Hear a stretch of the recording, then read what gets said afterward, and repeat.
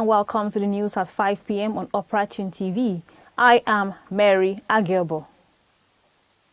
The Kano State Judicial Service Commission has demoted a court registrar and a clerical assistant for forgery and falsification of affidavits. The commission, in a statement issued by Judiciary spokesperson Baba Jibo Ibrahim, says the action be followed by resolutions reached during its 84th meeting.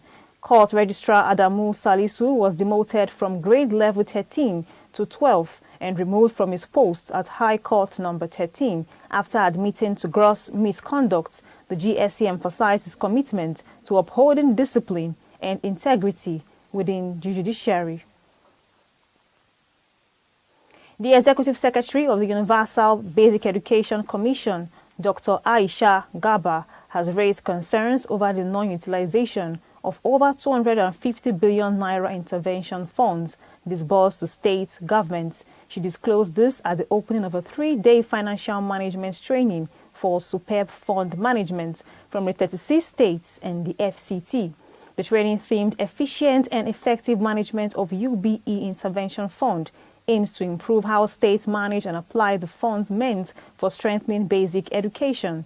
Dr. Gaba, represented by UBEC Deputy Executive Secretary Razak Akinyemi, emphasized that the major challenge lies not just in assessing the UBE matching grants, but in the poor utilization and mismanagement of the funds by some state governments. She noted cases of delay in assessing grants, diversion of funds, disregard for utilization guidelines, and failure to follow due process in executing education projects. Gaba revealed that between January and June 2025, only 25 states and the FCT assessed a total of 92.4 billion naira. In addition, she confirmed the disbursement of 19 billion naira for teacher professional development to 32 states and the FCT, along with 1.5 billion naira released under the School-Based Management Committee program to 1,147 communities nationwide. Dr. Gaba says her first oversight duty in office revealed multiple lapses, promoting the review of fund utilization, guidelines and action plans, as well as new capacity building efforts aimed at improving transparency and accountability in managing basic education funds. In another development, the chairman of the Presidential Fiscal Policy and Tax Reforms Committee, Mr. Taiwo Oyedele, says only 3% of Nigeria's informal sector currently has the capacity to pay taxes. He made the statement in Lagos at PwC's Executive Summit on Nigeria's tax reform, where he emphasized that the major of informal workers, 97%, have now been legally exempted from tax obligations under the country's new progressive tax system. Oyedele explained that while some may attempt to manipulate the exemption thresholds to evade taxes, the government is developing systems to detect underreporting. He noted that tax evasion is not unique to Nigerians, but a global exchange, stressing that the real difference lies in the structure and efficiency of a country's tax system. The reforms, he said, are aimed at providing relief for smaller businesses while holding larger earners accountable. Key features of the new tax regime include the exemption of individuals earning below 800,000 naira annually from personal income tax, harmonization of federal tax structures, and designation of the Federal Inland Revenue Service as the sole collector of federal taxes. He added that the final gazetted version of the new tax law is being printed and will be made publicly available once complete.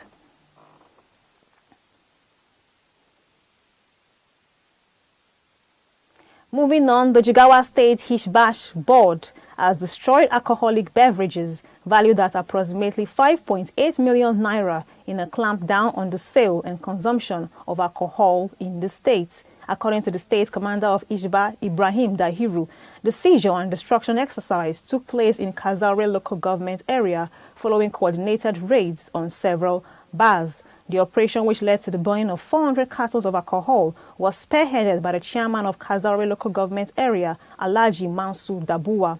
Dahiru stated that the action was in line with the state's laws prohibiting the consumption of alcohol, reiterating the board's commitment to curbing immoral and socially destructive behavior. The commander urged residents to cooperate with the board by providing timely information. that will help in the enforcement of moral standards across communities. He also warns against engaging in activities deemed immoral or harmful to societal values. The Hisbah board continues to intensify its operations across Jigawa, promoting moral discipline and religious compliance in accordance with the state's Islamic values. Moving on, retired police officers staged a peaceful protest against heavy rainfall, at the gate of the National Assembly in Abuja. The demonstrators demanded their removal from the Contributory Pension Scheme, CPS, which they described as exploitative and unjust. Some carried placards and chanted solidarity songs, vowing not to leave until their grievances were addressed. One of the protesters, retired Chief Superintendent of Police, Mani Lawal, says they have suffered neglect for far too long. Security operatives were present to ensure the protests remained orderly.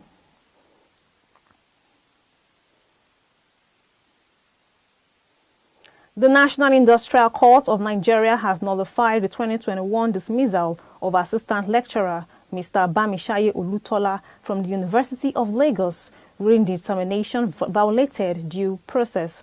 The court ordered UNILAG to reinstate Olutola, pay his outstanding salaries from August 2021 to date, and award him 750,000 naira in damages. It also granted a perpetual injunction restraining the university from tampering with his employment without due process. The case, suit number NICN LA 441-2021, revealed that the university failed to involve the Senate as required under the University of Lagos Act before taking disciplinary action.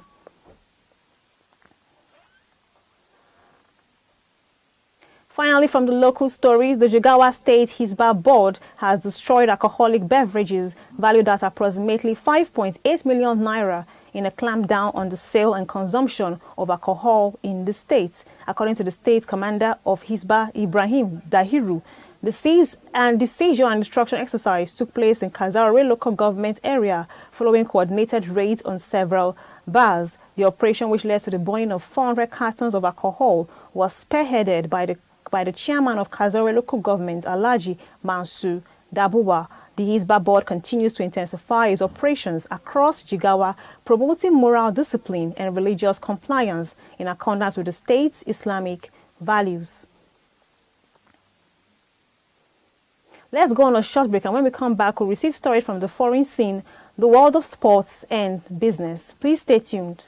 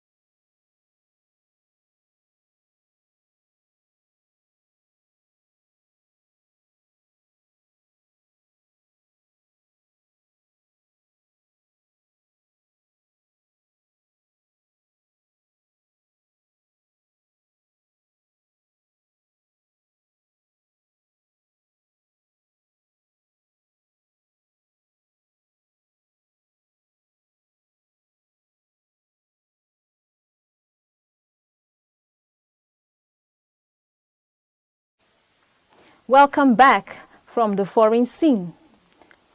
Tragedy struck Bangladesh's capital, Dhaka, on Monday, following the crash of a military training fighter jet into a school, resulting in the death of at least 19 people and leaving dozens injured in what has become the country's deadliest aviation disaster in decades. The incident occurred during a routine training flight when the aircraft lost control and plummeted into the school's premises. According to an official military statement, the crash claimed 19 lives, including that of the pilot, and left over 20 people critically injured.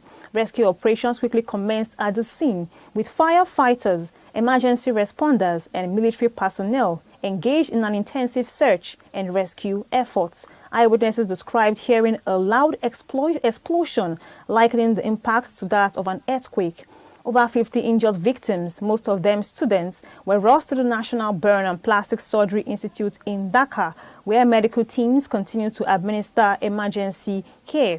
The director of the institute, Dr. Mohammed Nasir Uddin, confirmed the figure at once. In response to the tragedy, Bangladesh interim government, led by Muhammad Yunus, has declared a day of national mourning on Tuesday. Distraught parents and relatives of the victims gathered at the hospital, overwhelmed with grief as they awaited news of their loved ones. The last major air disaster in Bangladesh occurred in 1984, when a commercial flight from Chattogram to Dhaka crashed, killing all 49 people on board. Moving on, Russia launched a wave of drone and missile attacks on Ukraine's capital, Kyiv, early Monday, striking residential buildings, a supermarket, and a nursery, even as President Volodymyr Zelensky called for renewed peace talks. At least 15 people were injured, including a 12-year-old boy, as 6 districts in Kyiv came under attack. The strikes also affected parts of Kharkiv, Sumy, and Ivano-Frankivsk regions. French Foreign Minister Jean-Noel Barrot arrived in Kyiv while emergency crews were still clearing debris. Zelensky condemned the attack as an assault on humanity, warning that Moscow's actions undermine the chances of meaningful negotiations. Iran has accused Britain, France, and Germany of failing to uphold their commitments under the 2015 nuclear deal after the 3 countries threatened to reinstate sanctions over Tehran uranium's enrichment activities. Iran maintains that the European signatories abandoned their pledges following the U.S. withdrawal from the accord in 2018. Despite remaining technically in the agreement, the European nations are now considering activating the UN snapback mechanisms over Iran's reported enrichment of uranium up to 60%, well above the agreed 3.67% cap.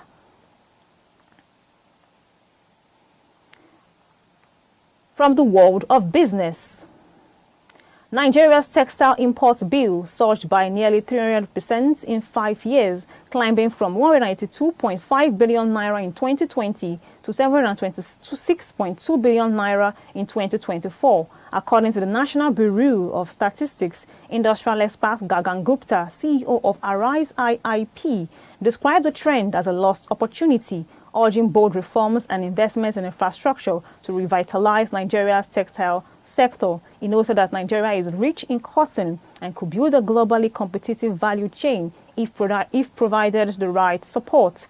Gupta warned that local businesses face challenges accessing funding and raw materials, made worse by forex pressures, inflating the cost of imported machinery. Moving on, the 2025 Nigerian Manufacturing and Equipment and Nigerian Raw Materials Expo will focus on leveraging indigenous technology to boost local production and support the federal government's Nigeria First policy. President of the Manufacturers Association of Nigeria, Francis Meshioye, said the event, scheduled for August 5th to 7th in Lagos, will showcase homegrown innovation across the manufacturing value chain. Also speaking, the General of RMRDC, Professor Martin Muonso, called for the effective use of Nigeria's raw materials to reduce dependency on foreign goods and foster national self-sufficiency. Finally, from the world of sports, Liverpool have reached an agreement to sign French striker Hugo Ekitike from Eintracht Frankfurt in a deal reportedly worth £69 million, with an additional £10 million in performance-based add-ons. Etitike, who scored 22 goals in all competitions last season, is set to join the Reds on their pre-season tour of Asia.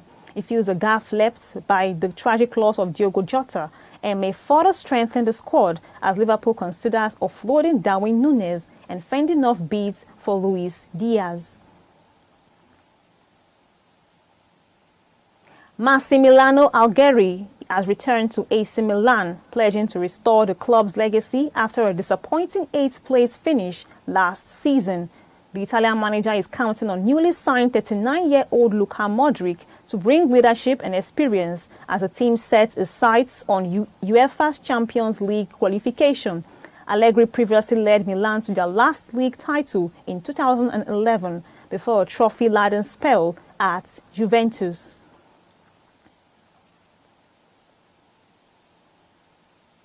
And that's all for the news at 5 p.m. on Operatune TV. Thanks for watching. Thanks for staying with us. And please subscribe to all our social media platforms. I am Mary Agiobo. Have a good evening.